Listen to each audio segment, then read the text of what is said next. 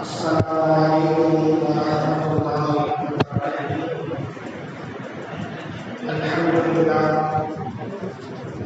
الحمد لله وكفى، والصلاة والسلام على عباده الذين اصطفى.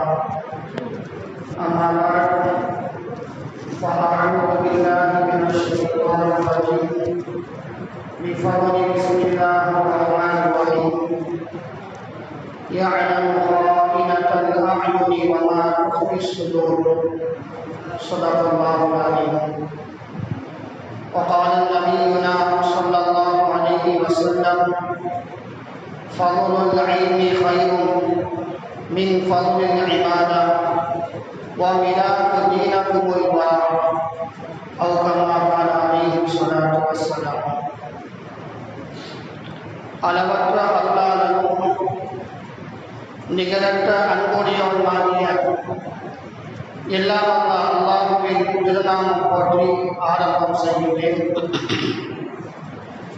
சலாமும் சாந்தியும் ஈருலக சர்தார் நபிகள் பெருமான் ஸல்லல்லாஹு அலைஹி வஸல்லம் அன்னவர்கள் மீதும், அவர்களுடைய குடும்பத்தார்கள், தோழர்கள், தாபியீன்கள், தபஅ தாபியீன்கள், அக்தாபுகள், அவுலியாக்கள், குறிப்பாக இங்கு அமர்ந்திருக்கும் நம் அனைவர் மீதும் அல்லாஹ்வுடைய சாந்தியும் சமாதானமும் என்றென்றும் குறைவின்றி நிலவட்டுமாக.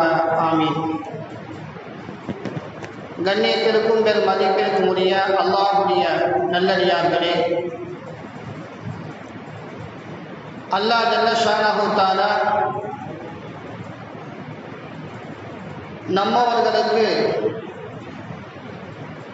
அதிகமான சிறப்புகளை அல்லாஹு தஆலா வழங்கியிருக்கின்றான். அந்த சிறப்புகள் அனைத்திலும் மிக உயர்ந்த சிறப்பு என்று சொன்னால், நாளை மறு உலகத்திலே அல்லாஹ் நமக்கு கொடுக்க இருக்கக்கூடிய சுவனம்தான். அதுதான் நமக்கு அல்லாஹ் கொடுத்திருக்கக்கூடிய நிஅமத்துகளில், சிறப்புகளில் மிக உயர்ந்த ஒரு சிறப்பாக இருக்கின்றது.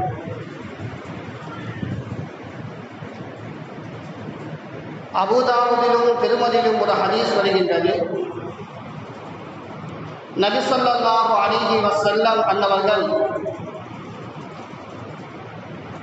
அந்த ஹதீஸை அறிவிக்கின்றார்கள், சொல்கின்றார்கள்: அல்லாஹு தஆலா சுவனத்தை படைத்து அந்த சுவனத்தை பார்த்து வரும்படி ஹஜ்ரத் ஜிப்ராயில் அலைஹிஸ்ஸலாம் அன்னவர்களிடம் அல்லாஹு தஆலா சொல்லுகின்றார். ஜிப்ராயில் அலைஹிஸ்ஸலாம் அன்னவர்கள் சுவனத்தை பார்த்துவிட்டு அல்லாஹ்விடத்திலே சொன்னார்கள்: யா அல்லாஹ், இந்த சுவனம் எவ்வளவு அழகாக இருக்கின்றது, எவ்வளவு பிரம்மாண்டமாக இருக்கின்றது, எவ்வளவு அற்புதமாக இருக்கின்றது. இந்த சுவனத்தை பற்றி கேள்விப்படக்கூடிய யாருமே அதில் பிரவேசிக்க விரும்பாமல் இருக்க மாட்டார்கள், அதில் தங்குவதற்கு ஆசைப்படாமல் இருக்க மாட்டார்கள். எல்லோருமே அந்த சுவனத்தில் தங்குவதற்குத்தான் ஆசைப்படுவார்கள், அதை அனுபவிக்கத்தான் ஆசைப்படுவார்கள் என்பதாக ஜிப்ராயில் அலைஹிஸ்ஸலாம் அன்னவர்கள் சொல்லுவார்கள். அதன் பிறகு அல்லாஹு தஆலா அதன் மேல் ஒரு திரையை அல்லாஹு தஆலா போடுவான். அந்த சுவனத்தின் மேல் அல்லாஹ் ஒரு திரையை போட்டுவிட்டு நபி ஹஜ்ரத் ஈசா ஜிப்ராயில் அலைஹிஸ்ஸலாம் அவர்களிடம் சொல்லி, இப்போது பாட்டு விட்டு வாழ்வதாக சொல்லுவான். ஜிப்ராயில் அலைஹிஸ்ஸலாம் அவர்கள் பார்த்துவிட்டு சொல்லுவார்கள்: யா அல்லாஹ், இந்த சுவனத்திற்கு மேல் போடப்பட்டிருக்கக்கூடிய இந்த திரை இருக்கின்றதே, நீ எதையெல்லாம் விரும்புகின்றாயோ, எதையெல்லாம் நீ கட்டளையாக போடுகின்றாயோ, அதை செய்பவர்களுக்கு மட்டும்தான் இந்த சுவனம் என்பதாக சொல்லி ஒரு திரை போட்டிருக்கின்றாயே. இந்த திரை போட்டதற்கு பிறகு இந்த திரையை தாண்டி யாராவது சுவனத்தில் நுழைவார்களா என்பதாக நான் பயப்படுகிறேன் என்பதாக ஜிப்ராயில் அலைஹிஸ்ஸலாம் அன்னவர்கள் சொல்வார்கள். அதன் பிறகு அல்லாஹ் தஆலா நரகத்தை படைத்து அந்த நரகத்தை பார்த்து வரும்படி அல்லாஹ் சொல்வார். ஜிப்ராயில் அலைஹிஸ்ஸலாம் அன்னவர்கள் நரகத்தை பார்த்துவிட்டு அல்லாஹ்விடம் சொல்வார்கள், யா அல்லாஹ், இந்த நரகத்தை கேள்விப்படக்கூடிய யாருமே இதன் அருகாமையில் கூட நெருங்குவதற்கு விரும்ப மாட்டார்கள். அவ்வளவு கொடூரமாக இருக்கின்றது நரகம். அவ்வளவு பிரமாண்டமான அல்லாஹ் நீ படைத்திருக்கக்கூடிய கொடூரமான ஒரு படைப்பாக இருக்கின்றது என்று சொல்லி ஜிப்ராயில் அலைஹிஸ்ஸலாம் அன்னவர்கள் அல்லாஹ் சொல்வார்கள், இதை கேள்விப்படக்கூடிய யாருமே இதன் அருகாமையில் கூட நெருங்குவதற்கு ஆசைப்பட மாட்டார்கள் என்பதாக சொல்வார்கள். அதன் பிறகு அல்லாஹு தஆலா அதன் மேலும் ஒரு திரையை போடுவான். திரையை போட்டதற்கு பிறகு ஜிப்ராயில் அலைஹிஸ்ஸலாம் அவர்களை அல்லாஹு தஆலா பார்த்து வரும்படி சொல்லுவான். ஜிப்ராயில் அலைஹிஸ்ஸலாம் அவர்கள் பார்த்துவிட்டு அல்லாஹ்விடம் சொல்லுவார்கள், யா அல்லாஹ், நீ இதன் மேல் போட்டிருக்கக்கூடிய அந்த திரையை நான் பார்க்கின்ற பொழுது இந்த திரையை விலகிக் கொண்டு அந்த திரையை விலகிக் கொண்டுதான் எல்லா மனிதர்களும் நரகத்தில் விழுந்து விடுவார்களோ என்று நான் பயப்படுகிறேன். அது என்ன திரை என்று சொன்னால், உலகத்தில் மனிதன் என்னென்ன ஆசைப்படுகின்றானோ, தன்னுடைய விருப்பமாக எதையெல்லாம் செய்கின்றானோ அதையெல்லாம் அல்லாஹு தஆலா நரகத்திற்கு மேலால் திரையாக போட்டிருக்கின்றான். யார் அல்லாஹுடைய விருப்பத்திற்கு மாற்றமாக தன்னுடைய விருப்பத்தின் பிரகாரம் ஒரு மனிதன் இந்த உலகத்தில் வாழ்ந்தான் என்று சொன்னால் அவனுடைய இருப்பிடம் நரகம் என்பதைத்தான் அல்லாஹு தஆலா நபி ஜிப்ராயில் அலைஹிஸ்ஸலாம் அவர்கள் மூலமாக அல்லாஹு தஆலா நமக்கு உணர்த்தி காட்டுகின்றார். நாம் இந்த உலகத்தில் அல்லாஹ் எதையெல்லாம் சொல்லியிருக்கின்றானோ, அல்லாஹும் ரசூலும் எதையெல்லாம் நமக்கு காண்பித்திருக்கின்றார்களோ, எதை மார்க்கம் என்பதாக சொல்லியிருக்கின்றார்களோ அதை பின்பற்றுவதன் மூலமாகத்தான் நாம் உயர்ந்த சோனமாகிய அந்த சோனத்தை அடைய முடியும். அதற்கு மாறாக நம்முடைய விருப்பம்படி நாம் இந்த உலகத்தில் வாழ்ந்தோம் என்று சொன்னால், நம்முடைய மனசாட்சி சொல்லக்கூடிய அனைத்தையும் செய்துவிட்டோம் என்று சொன்னால் நாளை அல்லாஹ் பாதுகாக்க வேண்டும். நம்முடைய இருப்பிடம் எதுவாக இருக்கும் என்பதை அல்லாஹ் தஆலா பாதுகாக்க வேண்டும். எனவே கண்ணியமிக்க அல்லாஹ்வுடைய நல்லடியார்களே, அதனால்தான் நபி ஸல்லல்லாஹு அலைஹி வஸல்லம் அவர்கள் சஹாபாக்களுக்கு அதிகமான முறை எச்சரிக்கை கொடுப்பார்கள். நரகம் இருக்கின்றது, அது நம்முடைய ஆசாபாசங்களின் மூலமாக திரையிடப்பட்டிருக்கின்றது. நாம் எவ்வளவு இந்த உலகத்திலே நம்முடைய மனம் சொன்ன செய்திகளை எல்லாம் செய்கின்றோமோ, மனம் சொல்லக்கூடிய அனைத்தையும் நாம் செய்து வருகின்றோமோ, அப்படி செய்யக்கூடிய அனைவரும் அந்த நரகத்தில் தான் விழுவார்கள்.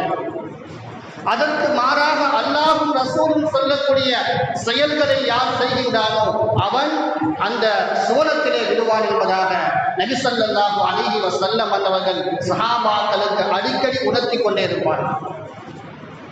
கண்ணியமிக்க அல்லாஹ்வுடைய நல்லடியார்களே, நாம் இந்த சோனத்திற்குள் நாம் நுழைய வேண்டும் என்று சொன்னால் நாம் இந்த உலகத்திலே பேணுதலான ஒரு வாழ்க்கையை நாம் வாழ வேண்டும்.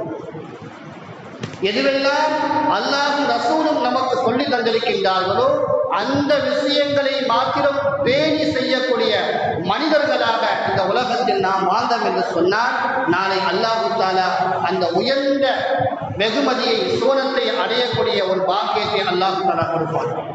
அல்லாஹ் நம் அனைவருக்கும் அந்த பாக்கியத்தை கொடுப்பானாக.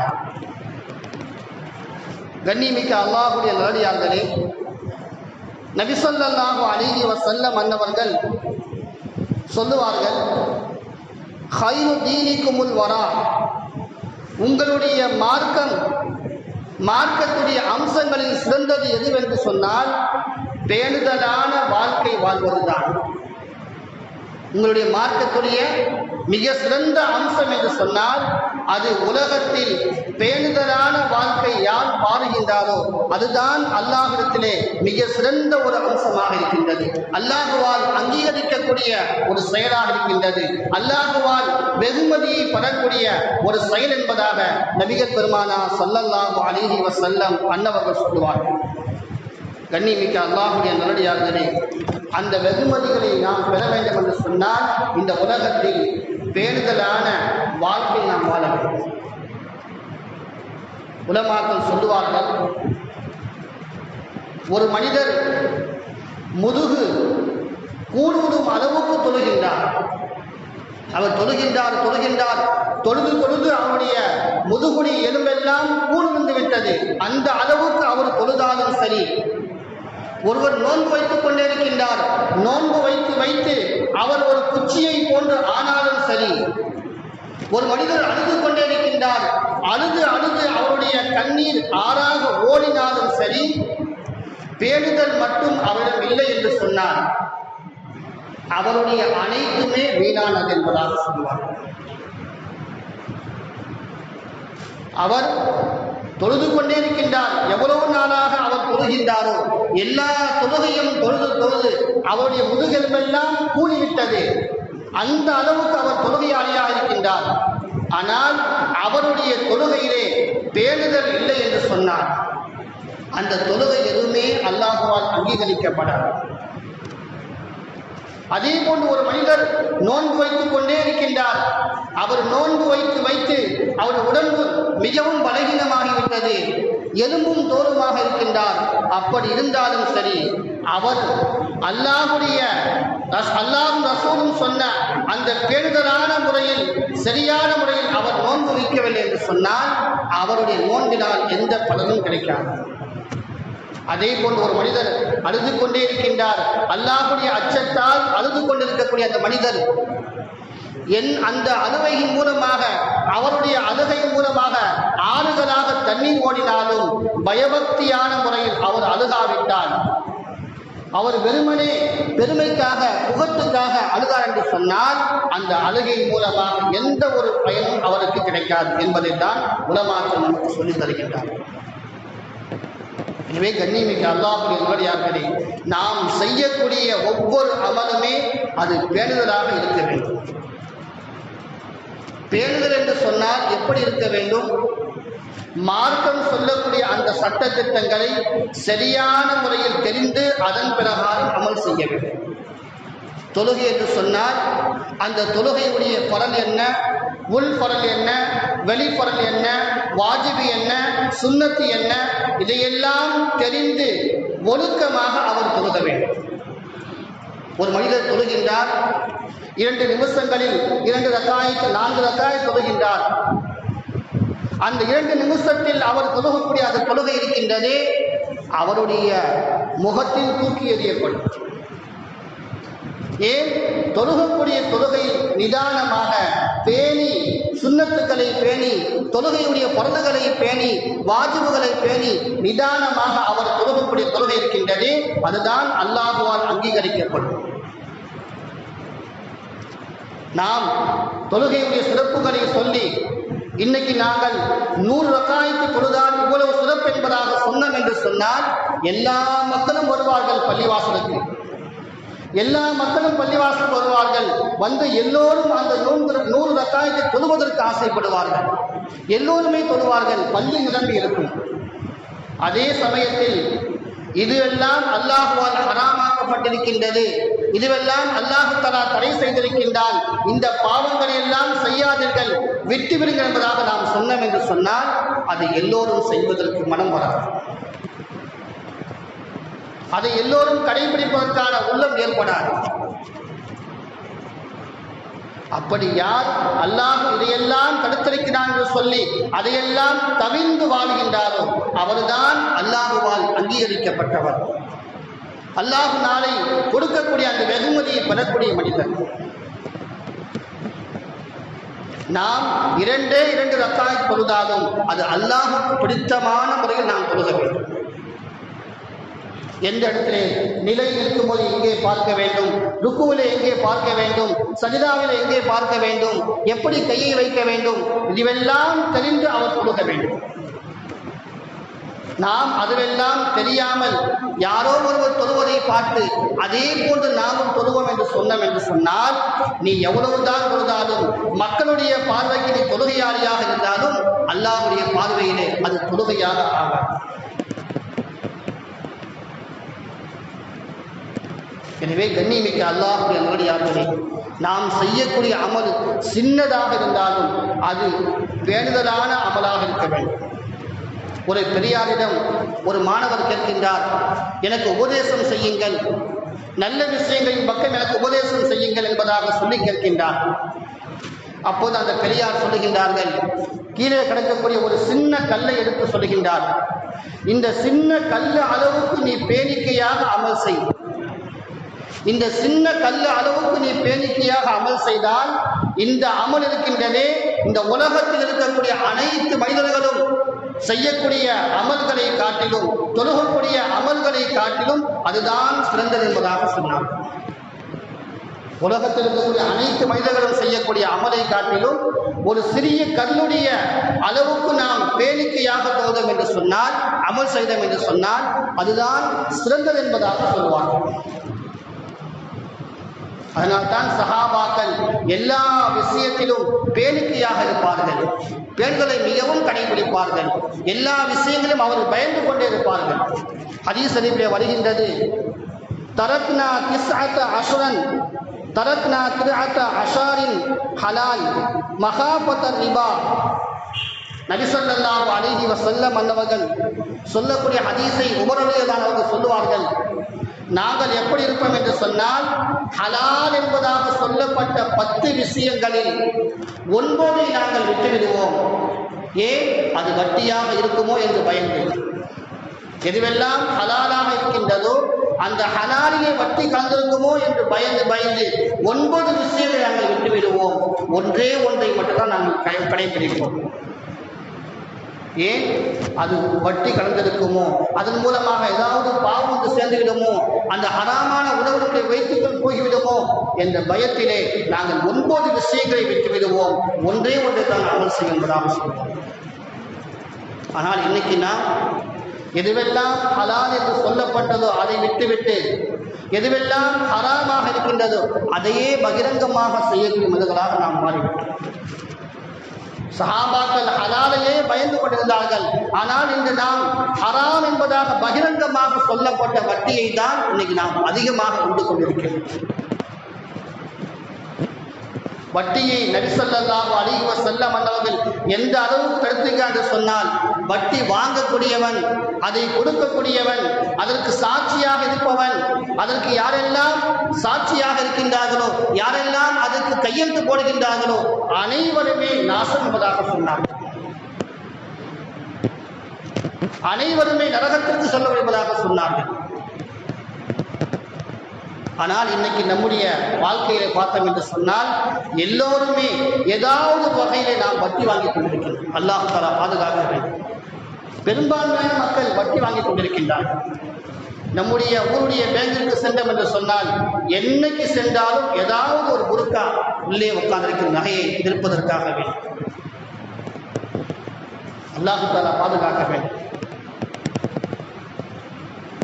எனவே கண்ணியமிக்க அல்லாஹ்வுடைய நல்லடியார்களே, நாம் சின்ன அமல் செய்தாலும் அதில் பேணிக்கையோடு நாம் செய்ய வேண்டும். இதில் எந்த ஒரு ஹராமும் கலந்துவிடக்கூடாது என்பதாக செய்ய வேண்டும்.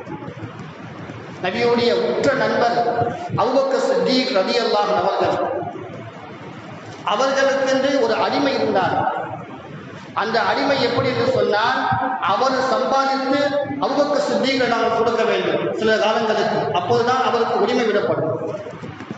அப்படி வேலைக்கு வைத்திருந்தார்கள் அந்த அடிமையை. அந்த அடிமை சம்பாதித்து வந்து பணம் கொடுத்தால், உணவு கொடுத்தால், அது எப்படி சம்பாதித்த என்பதாக கேட்பார்கள். கேட்டுவிட்டு தான் அது ஹலாலாக இருந்தால் தான் அவர்கள் சாப்பிடுவார்கள், அதை வாங்கிக் கொள்வார்கள். ஒரு நாள் அபூபக்கர் சித்தீக் ரலியல்லாஹு அன்ஹு அவர்களுக்கு அதிகமான பசியாக இருந்தது. அந்த பசியுடைய மயக்கத்திலே அவர்கள் அந்த அடிமை கொண்டு வந்த அந்த உணவை கேட்காமல் மறந்து அதை வாங்கி சாப்பிட்டு விட்டார்கள்.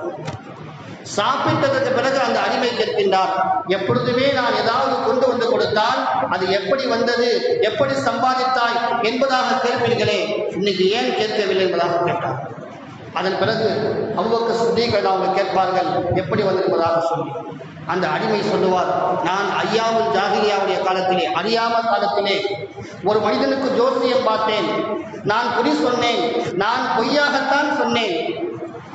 ஆனால் அந்த மனிதனுக்கு அது பலனாக ஆகிவிட்டது. அதன் காரணமாக அவர் இன்னைக்கு என்னை சந்திக்கின்ற போது அவர் இந்த உணவை கொடுத்தார், இந்த பணத்தை கொடுத்தார், அதை கொண்டுதான் இந்த உணவை நான் வாங்கி வந்து கொடுத்ததாக சொன்னார். உடனே அபூபக்கர் சித்தீக் ரலியல்லாஹு அன்ஹு அவர்கள் தன்னுடைய வாயிலே கையை விட்டு முழுவதுமாக வாங்கி எடுத்தார்கள். எந்த அளவுக்கு என்று சொன்னால், அவர்களுடைய வயிற்றிலே ஒரே ஒரு பருக்கை கூட ஹராம் கலந்து விடக்கூடாதற்காக வேண்டி ரத்தம் வரக்கூடிய அளவுக்கு அவர்கள் வாங்கி எடுத்தார்கள். அந்த அளவுக்கு பேணிக்கையாக இருப்பார்கள் சஹாபாக்கள். ஒரு பருக்கை ஹராமான உணவுடைய வைத்துக்கொண்டு சென்று என்று சொன்னால் அது எவ்வளவு பெரிய குற்றம். உலமாக்கள் சொல்லுவார்கள், ஒரு மனிதன் காலம் முழுக்க 80 ஆண்டுகள் வாழ்ந்து 80 ஆண்டுகளும் ஹஜ் செய்கின்றார். 80 ஆண்டுகளும் ஹஜ் செய்கின்றார். 80 ஆண்டுகளும் ஹஜ் செய்யக்கூடிய ஒருவருடைய கூலியை விட ஒரு மனிதன் ஹராமை விட்டுவிட்டு ஹலாலை தேடி ஒரே ஒரு பருக்கை சாப்பிடுகிறான் என்று சொன்னால் அதுதான் சிறந்தது என்பதாக சொல்வார். ஹராமை விட்டுவிட்டு ஒரே ஒரு பருக்கை ஹலாலை அவன் சாப்பிட்டான் என்று சொன்னால் அந்த ஹலால் சாப்பிட்டதற்கான கூடி இருக்கின்றது 80 ஆண்டுகள் ஹஜ் செய்வதை விட சிறந்தது என்பதாக சொல்வார். ஆனால் இன்னைக்கு நாம் சாப்பிடக்கூடிய உணவுகளிலே இந்த ஹலால் ஹராமை பார்ப்பது கிடையாது. பேணிக்கையான ஒரு வாழ்க்கை நாம் வாழ்வது கிடையாது. நம்முடைய மார்க்கம் என்பது பேணுதலாக வாழ வேண்டியதுதான். நம்முடைய மனம் போன போக்கிலே வாழக்கூடாது. அதுதான் நபி ஸல்லல்லாஹு அலைஹி வஸல்லம் அவர்கள் சொல்வார்கள், அத்துன்யா சிஜ்னுல் முஃமின் வ ஜன்னத்துல் காஃபிர். இந்த உலகம் இருக்கின்றது முஃமின்களுக்கு ஒரு சிறைச்சாலை. சிறைச்சாலை என்று சொன்னால் அல்லாஹ் எதையெல்லாம் ஹலாலாக ஆக்கியிருக்கின்றானோ அதை மட்டும்தான் நான் அனுபவிக்க வேண்டும். அதற்கு மாற்றமாக அல்லாஹ் எதையெல்லாம் ஹராம் ஆக்கியிருக்கின்றானோ அதை நாம் சாப்பிடக்கூடாது, அதை புழங்கக்கூடாது. அதன் மூலமாக எந்த ஒரு வருமானமும் அந்த சிறையை தாண்டி உள்ளே வரக்கூடாது. அப்படி வாழக்கூடிய மனிதனுக்குத்தான் இந்த உலகம் இருக்கின்றதே ஒரு சிறைச்சாலை. அல்லாஹ் ஹராமாக்கி இதை தடுத்திருக்கின்றானே அது ஒரு சிறைச்சாலை. இந்த உலகத்தில் காஃபிர்களுக்கு தான் சுவனம் போன்று அவர்கள் எல்லாம் செய்வார்கள். அவர்களுக்கு எதுவுமே கணக்கு கிடையாது. இந்த உலகத்தில் தான் அவர்கள் சுவனத்தில் வாழ்வதை போன்று வாழ்வார்கள். ஆனால் நாளை மறுமையிலே ஹாலிதீன ஃபீஹா நார். எனவே கண்ணிமிக்க அல்லாஹ்வுடைய நல்லடியார்களே, நாம் உலகத்தில் செய்யக்கூடிய ஒவ்வொரு அமல்களுக்கும் பேணுதலான வாழ்க்கை நாம் வாழ வேண்டும். ஆயிஷா ரலியல்லாஹு அன்ஹா அவர்களை பற்றி அவதூறாக பேசப்பட்ட பொழுது அந்த நபியுடைய மனைவிமார்களிலே 2 பிரிவாக இருப்பார்கள். ஹதீஸ் ஷரீஃபில் வருகின்றது, 2 பிரிவுகளாக இருப்பார்கள். அந்த 2 பிரிவுகளிலே ஒரு பிரிவுக்கு தலைவராக ஆயிஷா ரலியல்லாஹு அன்ஹா, இன்னொரு பிரிவுக்கு தலைவராக நபியுடைய மாமி மகன் ஸைனப் இப்னு ஜஹ்ஷ் ரலியல்லாஹு அன்ஹா அவர்கள் தலைவராக இருப்பார்கள். அவர்களுக்கு மத்தியிலே 2 பிரிவாக இருக்கும். அந்த மனைவிமார்கள் 11 மனைவிமார்கள் மத்தியிலே இந்த 2 பிரிவுகளாக இருப்பார்கள். அப்போ நபி ஸல்லல்லாஹு அலைஹி வஸல்லம் அவருடைய மனைவியை பற்றி அவதூறாக பேசப்பட்ட பொழுது நபி ஸல்லல்லாஹு அலைஹி வஸல்லம் அவர்கள் மனைவிமார்கள் கேட்கின்றார்கள், நீங்கள் ஆயிஷாவை பற்றி என்ன சொல்லுகின்றீர்கள்? நாம இருந்தால் என்ன சொல்லுவோம்? ஒரு மனிதன் தவறு செய்து விட்டான், தவறு செய்யவே இல்லை ஆயிஷா ரலியல்லாஹு அன்ஹா. ஆனால் நாம் ஒரு மனிதன் தவறே செய்து விட்டான், அந்த மனிதனை பற்றி கேட்கின்ற பொழுது நாம் எப்படியெல்லாம் வாய்க்கு வந்தபடி சொல்லுவோம். ஆயிஷா ரலியல்லாஹு அன்ஹா அவர்களை பற்றி மனைவிமார்கள் கேட்கின்ற பொழுது எல்லா மனைவிமார்களுமே ஒவ்வொரு கருத்தை சொன்னார்கள். அப்போது ஸைனப் இப்னு ஜஹ்ஷ் ரலியல்லாஹு அன்ஹா அவர்களும் கேட்கின்றார்கள், நீ என்ன சொல்லுகின்றாய்? ஆயிஷாவை பற்றி உன்னுடைய மனதில் என்ன நட்படுகின்றது? அவர்கள் நபி ஸல்லல்லாஹு அலைஹி வஸல்லம் அன்னவர்கள் கேட்ட உடனே சொன்னார்கள், யா ரசூலல்லாஹ், ஆயிஷா ரலியல்லாஹு அன்ஹா அவருடைய விஷயத்திலே நான் என்னுடைய காதை பொத்திக் கொள்கின்றேன். என்னுடைய கண்ணால் நான் எதையும் பார்க்கவில்லை, காதால் எதையும் கேட்கவில்லை. அவர்கள் உண்மையாளர்.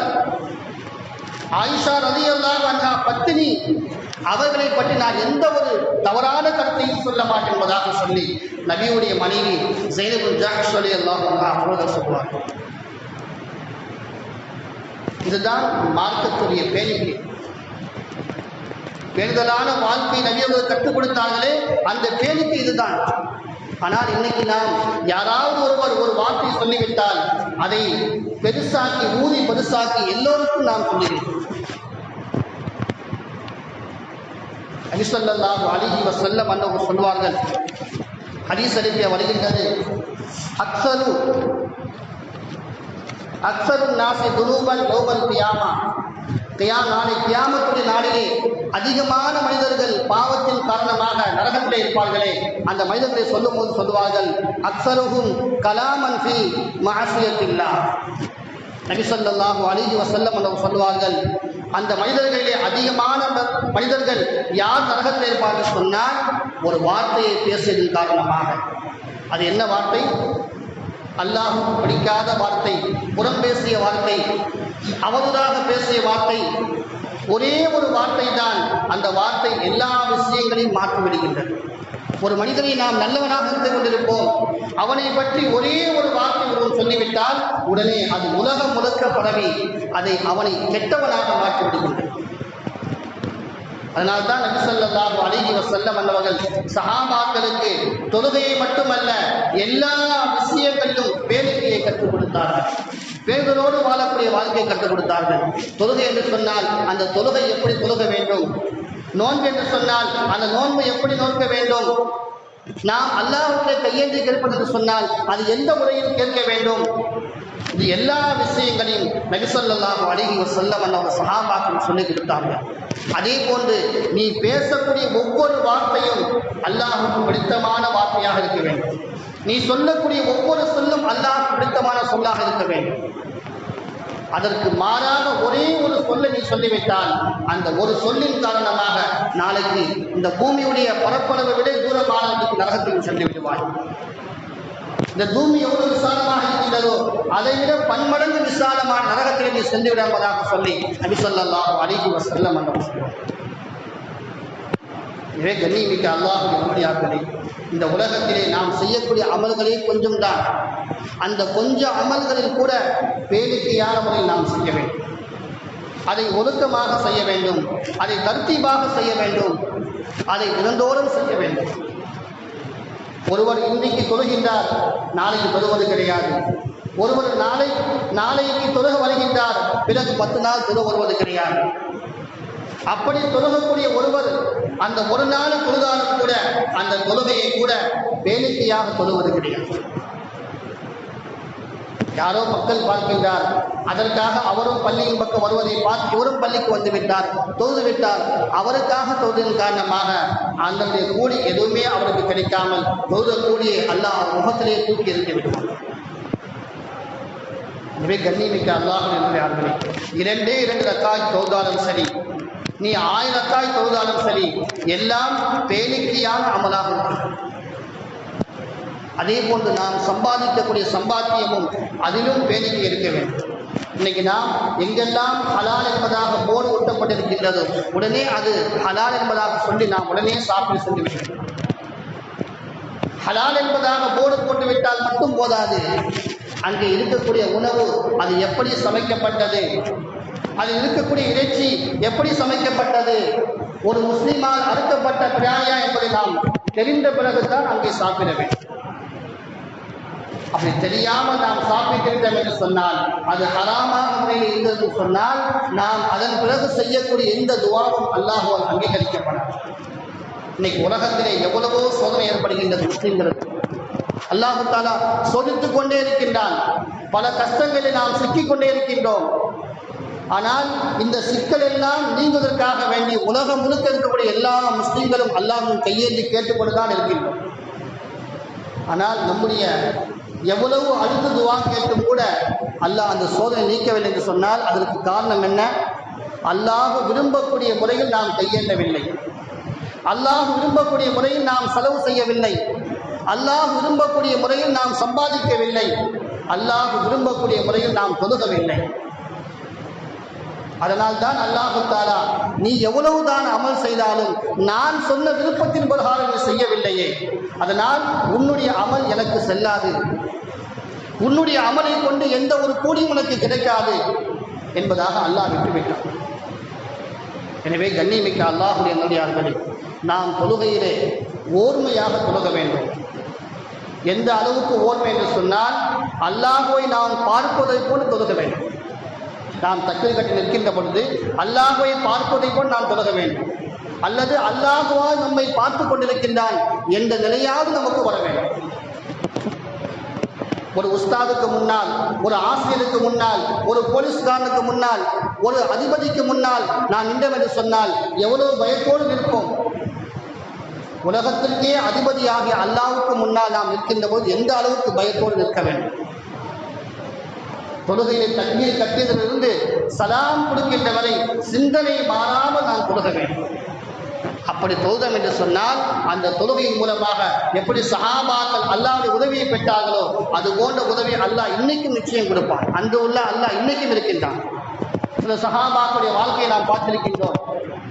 ஒரு சஹாபி பெண்மணி அப்போதுதான் இஸ்லாத்தை ஏற்று வந்தார்கள். இஸ்லாத்தை ஏற்று வந்த பிறகு அவர்களுடைய குழந்தை இறந்து விட்டது. உடனே அந்த குழந்தையை பக்கத்திலே போட்டுவிட்டு ஒழு செய்தார்கள். ஒழு செய்துவிட்டு 2 ரக்காய் தொழுதார்கள். தொழுதுவிட்டு அல்லாஹ்விடம் கையேந்தி கேட்டார்கள், யா அல்லாஹ், நான் உன்னுடைய மார்க்கத்தை ஏற்றுக்கொண்டிருக்கின்றேன். இந்த சமயத்திலே என்னுடைய குழந்தை இறந்து விட்டது.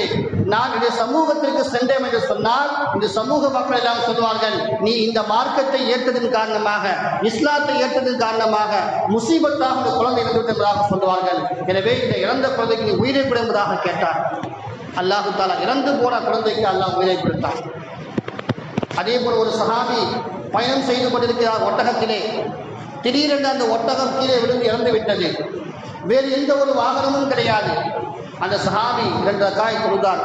தொழுதுவிட்டு அல்லாஹ்விடம் கேட்டார். அல்லாஹ் இறந்து போன அந்த ஒட்டகத்திற்கு அல்லாஹ் உயிரை கொடுத்து மீண்டும் பிரயாணம் செய்ய வைத்தார். ஒரு சஹாபியை வீட்டில் எந்த உணவுமே கிடையாது. உணவில்லை என்பதற்காக வேண்டி பள்ளிவாசலுக்கு வந்தார், தொழுதார், வீட்டிற்கு போனார், உணவு கிடைக்கல. திரும்ப வந்தார், தொழுதார், வீட்டுக்கு போனார், உணவு கிடைக்கல. இப்படி 2-3 முறையாக தொழுதுவிட்டு வீட்டிற்கு சென்றார், உணவு கிடைக்கவில்லை. பிறகு ஒரு முறை சரியான முறையில் வேலிக்கையாக தொழுதார். தொழுதுவிட்டு வீட்டிற்கு வந்தார். வீட்டுடைய ஆலையிலே மாவு அரைக்கக்கூடிய அந்த அம்மியிலே மாவு வந்து கொண்டே இருந்தது. மனைவி எல்லாவற்றையும் அள்ளி அள்ளி வீட்டில் இருக்கக்கூடிய எல்லா பாத்திரங்களையும் வைத்துக் கொண்டிருந்தார். மாவு இன்னும் வந்து கொண்டே இருப்பதன் காரணமாக எங்கிருந்து தான் வருவதாக சொல்லி குழவியை தூக்கினார். அல்லாஹ் திருத்திவிட்டார். இந்த செய்தி நபியிடத்தை சொன்னபோது நபி அவர்கள் சொன்னார்கள், உங்களுடைய மனைவி மட்டும் அந்த குழவியை தூக்காமல் இருந்தால் கியாம நாள் வரை எப்படி ஜம்சம் வந்து கொண்டிருக்கின்றதோ அதே போன்று அங்கிருந்து மாவு வந்து கொண்டிருக்கின்றதாக சொன்னார். அதுதான் அல்லாஹ் தொழுகையின் மூலமாக கொடுக்கக்கூடிய உதவி. நாம் தொழுகக்கூடிய தொழுகை உயிரோட்டம் உள்ள தொழுகையாக என்று சொன்னால் அல்லாஹ் நிச்சயமாக சத்தியமாக அல்லாஹ் நமக்கு உதவி செய்வார். இவை கண்ணியமிக்க அல்லாஹ்வுடைய நல்லடியார்களே, நாம் செய்யக்கூடிய அமல்களை அல்லாஹுக்கு பிடித்தமான முறையில் அல்லாஹுவால் அங்கீகரிக்கக்கூடிய அமலாக நாம் செய்ய வேண்டும். அல்லாஹு தாலா நாம் செய்யக்கூடிய அனைத்து அமல்களுக்கும் அல்லாஹு தாலா இஹ்லாஸையும் பயபக்தியையும் அல்லாஹு தாலா தந்தல் புரிவானாக. நம்முடைய துஆக்களை அல்லாஹ் அங்கீகரித்துக் கொள்வானாக. நம்முடைய அனைத்து விதமான கஷ்டங்களையும் நீக்கி கடனில்லாத எல்லா விதமான கஷ்டங்களையும் விட்டு அல்லாஹ் பரக்கத்தான செழிப்பான வாழ்க்கையாக அல்லாஹ் இந்த உலகத்தில் நம்மை வாழ வைப்பானாக.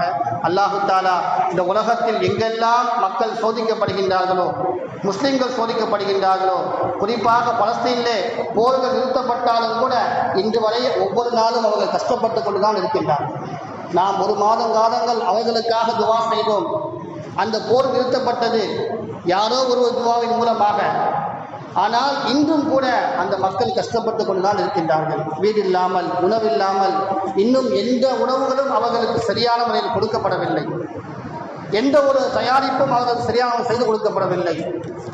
அவர்கள் எப்படியெல்லாம் போர் நிறுத்தம் செய்தார்களோ, நிறுத்தம் செய்து கூட அதையும் மீறி அவர்கள் தாக்கிக் கொண்டுதான் இருக்கின்றார்கள். எனவே அந்த மக்களுக்காக நாம் அதிகமாக துவா செய்ய வேண்டும். அல்லாஹு தாலா பலஸ்தீனில் இருக்கக்கூடிய அந்த பைத்துல் முகத்தஸை வெற்றி கொள்ளக்கூடிய ஒரு பாக்கியத்தை அல்லாஹு தாலா தந்தல் புரிவானாக. வாஹித் அல்ஹம்துலில்லாஹி ரப்பில் ஆலமீன். அஸ்ஸலாமு அலைக்கும் வரஹ்மத்துல்லாஹி வபரகாத்துஹு.